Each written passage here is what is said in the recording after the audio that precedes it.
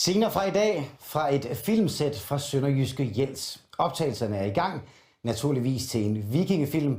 Formålet med arbejdet det er todelt. Selvfølgelig er det at skabe en god film, men det er også at skabe et decideret filmmiljø i Sønderjylland.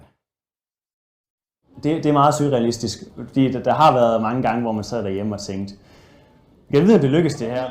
Igennem et helt år har Lasse Kissau set frem til den her dag.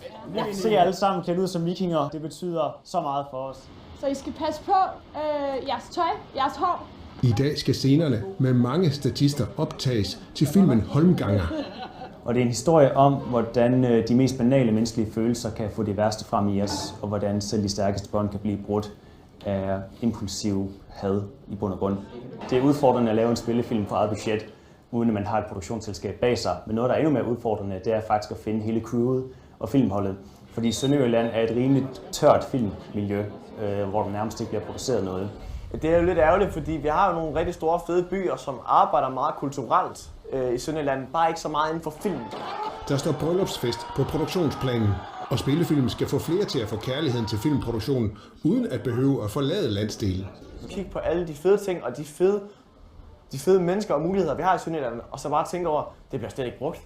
Det er så ærgerligt, og derfor skal vi udnytte det mere, at vi har det smukke landskab, vi har, og de dygtige folk, vi har.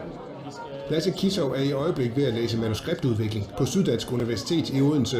Jeg håber lidt med det her projekt, at vi kan trække mere opmærksomhed til lokalområderne og få nogle af produktionsselskaberne til at vende blikket mod Jylland og især Sønderjylland.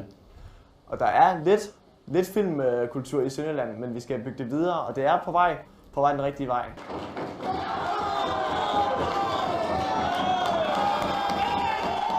Filmmiljøet på Fyn det er vokset en del i de seneste år, og det samme i Nordjylland.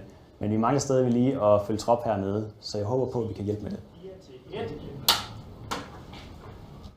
Og mennesker, som vi ser her, de skal bare klø på. For hvis man forstår at satse helhjertet på at skabe et godt filmmiljø, så kan det faktisk kaste enorme gevinster af sig. Det fortæller den administrerende direktør for det, der hedder Film Fyn. En fond skabt med det formål at få mere film på og fra øen midt i Danmark. Først og fremmest så er det jo sådan nogle ildsjæle, der skal til. Og det er jo sådan nogle ildsjæle, som er med til at have været med til at skabe dansk filmsucces. Så det er bare sådan at sige til dem, go for it. De fynske kommuner er med, undtagen Middelfart, og bakker op, og det har betydet, at staten også er kommet med nogle penge. Og resultatet af de 20 års arbejde er jo, at vi har fået et egentligt filmmiljø på Fyn. Vi har en manuskriptuddannelse på SDU, vi har en produktionslederuddannelse på vej på UCL, vi har foreningsuddannelsen 18 Frames, vi har ORF, vi har Filmværkstedet, vi har 8-10 spillefilmproduktioner om året vi har en effekt for kommunerne, en økonomisk effekt for kommunerne, som er sådan omkring 4,5 gange, hvad kommunerne kommer med. Så det er altså fra Claus Hansen. Filmen Holmganger fra Jels, den er efter planen færdig næste år.